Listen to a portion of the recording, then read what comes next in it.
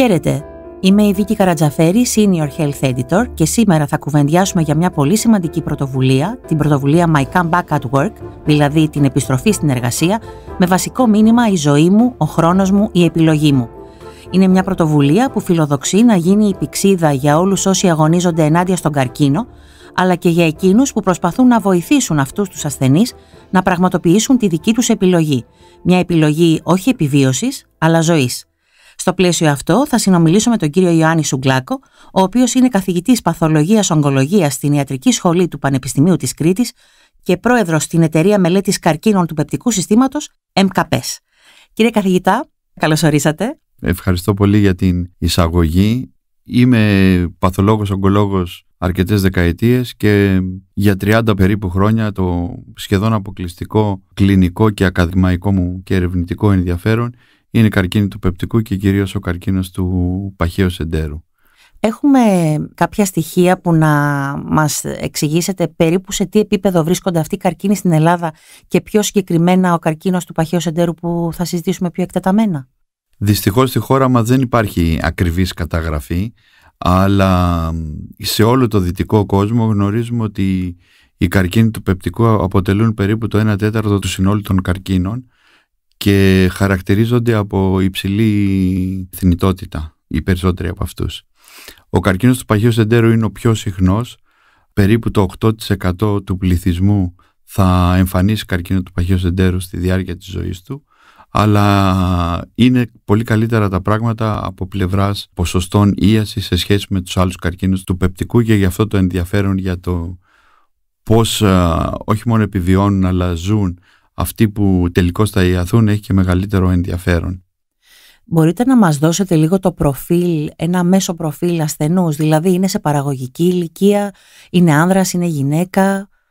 Αυτό που συμβαίνει διεθνώς και παρατηρείται έντονα και στη χώρα μας τα τελευταία 3 με 5 χρόνια μπορεί να πει κανείς, είναι η πτώση στην ηλικία εμφάνισης του καρκίνου του παχαίου εντέρου.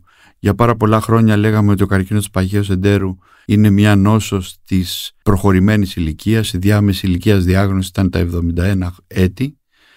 Πλέον έχουμε μεγάλη έξαρση του καρκίνου του παχαίου εντέρου σε νέους ενήλικες κάτω των 50 ετών και πολλές φορές οι περισσότεροι ασθενείς είναι κάτω των 40, ενώ βλέπουμε και αρκετούς ασθενείς πλέον σε ηλικίες κάτω των 30 ετών, το οποίο ήταν τελείως ανεκδοτολογικό τα περασμένα χρόνια, ενώ σήμερα τείνει να γίνει σχεδόν καθημερινότητα, που σημαίνει ότι όλο και μεγαλύτερο ποσοστό των νοσούντων βρίσκονται σε παραγωγική ηλικία.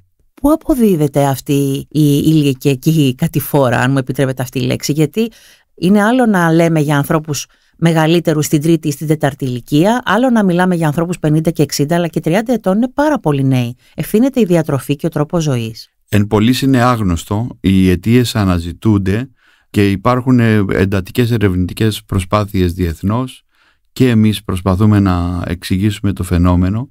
Υπάρχουν 2 επιδημιολογικές παρατηρήσεις που μπορεί να αποδεικτούν. Αυτοί οι άνθρωποι ήταν παιδιά τις δεκαετίες που εισχώρησε το junk food στην Ελλάδα, τέλη της δεκαετίας του 80, αρχές του 90, αυτοί βρεθήκαν σε πρώιμη νηπιακή ηλικία και εκτεθήκαν σε αυτά τα τρόφιμα περισσότερο. Και το δεύτερο βέβαια ήταν ότι εισβάλλανε τα βιντεοπαιχνίδια εκείνη την εποχή και τα παιδιά φύγανε από το δρόμο και από την αλάνα, κλειστήκανε στο σπίτι και περιορίστηκε πάρα πολύ η κινητικότητα. Σήμερα ο καρκίνος του παχαίου εντέρου σαν πρώτη αιτία μπορούμε να πούμε ότι έχει την καθιστική ζωή. Όσο περισσότερο κανείς δεν ασκείται ή δεν έχει φυσική δραστηριότητα, τόσο μεγαλύτερος είναι ο κίνδυνος να νοσήσει από την νόσο. Πάντως τα πράγματα είναι καλά για αρκετούς από αυτούς τους ασθενείς, γιατί όταν αντιμετωπιστούν κάποια στιγμή μπορεί να επιστρέψουν στην καθημερινότητά τους. Και με αυτή την αφορμή και με βάση την πολύχρονη εμπειρία σας, κύριε καθηγητά, θέλω να μου πείτε, υπάρχουν άνθρωποι οι οποίοι όταν περάσουν από αυτή την δοκιμασία να έχουν όρεξη και σθένος σωματικό και ψυχικό να συνεχίσουν από εκεί που το άφησαν, είτε στο κομμάτι της εργασίας τους, είτε στο κομμάτι εν γέννη της ζωής τους και της καθημερινότητάς τους? Οι περισσότεροι ασθενείς θέλουν να συνεχίσουν κάποια μορφή εργασίας τους, να μην αποκοπούν από αυτή, ακόμα και αν μιλάμε για ασθενείς με μεταστατική νόσο που βρίσκονται υπό συστηματική θεραπεία, δηλαδή χημειοθεραπεία σε κάποιο βιολογικό παράγοντα. Ακόμα και αυτοί οι ασθενείς θέλουν, αν όχι όλο το 15ήμερο μεταξύ των θεραπείων τους, το σημαντικότερο μέρος αυτού του διαστήματος να βρίσκονται στην εργασία τους και να προσπαθούν να είναι παραγωγικοί και να αισθάνονται και οι ίδιοι χρήσιμοι και αποδοτικοί. Είναι βασικό κομμάτι της προσπάθειάς τους να συνεχίσουν τη ζωή τους, η εργασία. Το πρόγραμμα επιστροφής στην εργασία, το My Comeback at Work, είναι κάτι που έχει ξεκινήσει δειλά-δειλά πριν από την πανδημία, είναι σε εξέλιξη. Δεν ξέρω αν έχετε να μας δώσετε κάποια παραδείγματα ασθενών οι οποίοι να ωφελήθηκαν από το συγκεκριμένο πρόγραμμα και ποια ήταν γενικότερα η συσχέτισή τους με αυτό. Δηλαδή το είδαν θετικά, θεώρησαν ότι ήταν κάτι που τους βοήθησε. Το μεγάλο πρόβλημα των ανθρώπων που έχουν επιβιώσει από καρκίνο του παχαίου εντέρου και πολύ περισσότερο από καρκίνο του ορθού, γιατί εκεί τα λειτουργικά προβλήματα είναι ακόμα περισσότερο, είτε αν ο άνθρωπος που έχει επιβιώσει καταλήξει με κολοστομία είτε διατηρήσει το σφιχτήρα του, είναι η εξάρτησή τους από την τουαλέτα. Δηλαδή ειδικά το πρωί μπορεί να χρειάζονται ένα σημαντικό χρονικό διάστημα στην τουαλέτα, χρειάζονται συχνές επισκέψεις είτε για να καθαρίσουν τη στομία είτε για να έχουν μια φυσιολογική αφόδευση, και αυτό είναι κάτι το οποίο οφείλει να λαμβάνει κανείς υπόψη του κατά τη διάρκεια της εργασίας. Επίσης ένα πρόβλημα είναι ότι η χημειοθεραπεία δημιουργεί μια δυσκολία στη συγκέντρωση και ίσως παραπάνω κούραση όταν έχει να κάνει κανείς με πολύ κόσμο ή ένα θορυβώδες περιβάλλον. Καταβάλλεται ο εγκέφαλος περισσότερο από ότι σε έναν άνθρωπο που δεν λαμβάνει συστηματική θεραπεία, οπότε και αυτοί είναι παράγοντες που οφείλουμε να λάβουμε υπόψη. Και το τρίτο κομμάτι αφορά την ικανότητα να έχει κανείς έντονη μυϊκή δραστηριότητα, ειδικότερα το να σηκώνει μεγάλα βάρη ή όχι.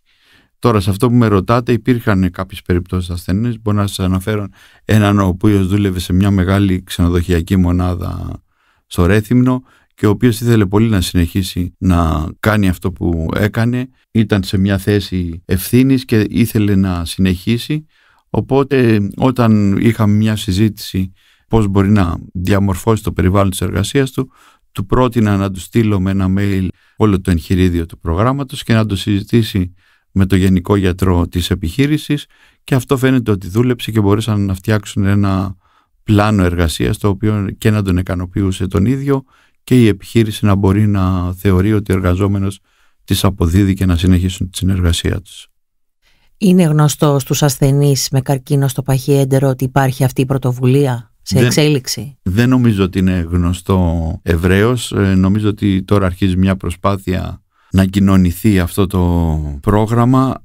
Επειδή είχαμε την ενασχόληση στο να παρέχουμε την επιστημονική βοήθεια στη γιατρό εργασίας που έφτιαξε στο φυλάδιο, εμείς το έχουμε προσβάσιμο, οπότε μπορούμε να το επικοινωνούμε με τους ασθενείς μας στο ιατρείο όταν έρχονται για παρακολούθηση και να προσπαθούμε να τους βοηθήσουμε μέσω αυτού του εγχειριδίου. Όταν μπαίνει η διάγνωση και έρχεται στο γραφείο σας ο ασθενής που πρέπει να του πείτε την είδηση, ποια είναι η διαχείριση που παρατηρείτε, τι είναι αυτό που στενοχωρεί ή που προβληματίζει περισσότερο αυτούς τους ασθενείς του συγκεκριμένου καρκίνου? Εξαρτάται βέβαια από το στάδιο της νόσου. Αν ο ασθενής έχει ένα χειρουργήσιμο καρκίνο του παχαίου εντέρου, τα πράγματα είναι πολύ πιο εύκολα, γιατί η πιθανότητα να γίνει καλά σήμερα ξεπερνάει το 85%. Επικοινωνείται το μήνυμα ότι προσπαθούμε να επιτύχουμε την ίαση και τα ποσοστά είναι υπέρ μας, ότι θα περάσουν ένα διάστημα που θα είναι δύσκολο και ότι μετά επίσης θα υπάρξει μια περίοδος αποκατάστασης που θα είναι βαθμιαία και σε κάποιους μπορεί να είναι και σχετικά αργή. Οπότε οφείλουν να προσπαθούν και να περιμένουν και να έχουν υπομονή, και ότι αυτό που μπορούν να κάνουν είναι να μην μειώσουν τη φυσική τους δραστηριότητα, να συνεχίσουν δηλαδή να έχουν μια ήπια φυσική δραστηριότητα, δηλαδή να περπατούν ή να κολυμπάνε ή να κάνουν ποδήλατο ή να κάνουν κάποια ήπια εργασία στον κήπο, κάτι τέτοιο, και το οποίο πρέπει να είναι 300 λεπτά την εβδομάδα. Για τους ασθενείς που έχουν εξ αρχής μεταστατική νόσο, στον καρκίνο του παχαίου εντέρου έχουμε την ευκαιρία ένα ποσοστό και από αυτούς να τους οδηγήσουμε σε ίαση, ακόμα και με μεταστάσεις, χρησιμοποιώντας σήμερα συστηματική θεραπεία και χειρουργία των μεταστάσεων. Οπότε και εκεί ο στόχος είναι η ίαση, και υπάρχει και ένα σημαντικό ποσοστό ασθενών που δυστυχώς θα καταλήξουν από την νόσο. Κατά τη γνώμη μου είναι υποχρέωσή μας να επικοινωνήσουμε ευθύς εξ αρχής το μήνυμα για ποιο λόγο κάνουμε θεραπεία, αυτοί οι άνθρωποι να ξέρουν τι τους προτείνουμε και για ποιο λόγο, και επίσης να μπορέσουν να ρυθμίσουν τη ζωή τους και να λύσουν τις εκκρεμότητες που πιθανώς έχουν. Σε σχέση με το πρόγραμμα επιστροφής στην εργασία My Comeback at Work, τι πιστεύετε ότι πρέπει να έχουν τέτοιου είδους πρωτοβουλίες προκειμένου να έχουν αποτελέσματα για τους ωφελούμενους, εν προκειμένου τους ασθενείς με καρκίνο στο παχυέντερο? Νομίζω ότι χρειάζεται μια συντονισμένη προσπάθεια και από τις επιστημονικές εταιρείες όπως είναι η ΕΜΚΑΠΕΣ και από την Εταιρεία Ογκολόγων Παθολόγων Ελλάδος. Χρειάζεται σίγουρα συμπόρευση με τις ενώσεις των ασθενών και συνηγορία υπέρ των ανθρώπων οι οποίοι θα μπορούσαν να ωφεληθούν, και χρειάζεται βέβαια ευρεία επικοινωνία με όλα τα σύγχρονα μέσα που μπορεί να επικοινωνηθεί αυτό το πρόγραμμα, και το τελικό βήμα νομίζω είναι το να ασκηθεί πίεση στην πολιτεία ώστε κάποια στιγμή να έχουμε και μια νομοθετική ρύθμιση που να προβλέπει πώς θα μπορούσαν αυτοί οι ασθενείς να έχουν θέση στην αγορά εργασίας με σεβασμό στις ανάγκες τους, αλλά και αξιοποιώντας δυνατότητες τους, γιατί σίγουρα είναι πολλές. Και αυτοί οι άνθρωποι που έχουν ένα τέτοιο πρόβλημα και συνεχίζουν να εργάζονται, καταλαβαίνετε ότι έχουν και εξαιρετικές δυνατότητες και πολλά να προσφέρουν και στους άλλους γύρω τους. Με την ιδιότητά σας ως Προέδρου της Εταιρείας Μελέτης Καρκίνων του Πεπτικού Συστήματος, είναι αυτό μια πρωτοβουλία με την οποία ασχολείστε περισσότερο ενεργά? Θεωρείτε ότι είναι μια πολύ σημαντική παράμετρος, όχι απλά για την επιβίωση, αλλά για την ποιότητα αυτή καθ' αυτή της καθημερινότητας αυτών των ασθενών? Βεβαίως, και νομίζω ότι οφείλουμε να πάρουμε και άλλες. Για παράδειγμα, η διατροφή αυτών των ασθενών είναι εξαιρετικά συγκεκριμένη. Για παράδειγμα, υπήρξε μια πρωτοβουλία από την κυρία Τόλια, που είναι αναπληρώτρια καθηγήτρια κτηνοθεραπείας και στην οποία συμμετείχε επίσης η ΕΜΚΑΠΕΣ, και έχει φτιαχθεί ένας οδηγός με συνταγές από τον Ηλία του Μαμαλάκη για το πώς μπορούν να έχουν μια διατροφική υποστήριξη πάρα πολύ ουσιαστική αυτοί οι ασθενείς, μαγειρεύοντας νόστιμα και θρεπτικά ταυτόχρονα, το οποίο επίσης είναι διαθέσιμο διαδικτυακά και το έχουμε τυπώσει στο βιβλίο και το μοιράζουμε στα ιατρεία μας στην Κρήτη. Και το τρίτο που θεωρώ απαραίτητο ότι πρέπει να ανοίξουμε τη συζήτηση και να δούμε τα πράγματα κατάματα, είναι κάτι που πολλές φορές αποφεύγουμε να συζητήσουμε, και είναι η ερωτική ζωή αυτών των ανθρώπων μετά την νόσησή τους από καρκίνο. Όλες αυτές οι δράσεις είναι σημαντικές. Έχουμε ένα εγχειρίδιο το οποίο έχει την επιστημονική και πρακτική του αξία. Νομίζω ότι μπορούμε να ξεκινήσουμε από αυτό, να υποστηρίξουμε την επιστροφή στην εργασία με όλες μας τις δυνάμεις, και αν δούμε ότι αυτό αποδίδει καρπούς και πετυχαίνει το στόχο, νομίζω ότι σε επόμενη φάση θα υπάρξουν και προγράμματα που θα αφορούν και άλλους ασθενείς που έχουν νοσήσει από καρκίνο με παρόμοιες δράσεις. Σας ευχαριστώ πολύ, κύριε Σουγκλάκο. Και εγώ ευχαριστώ.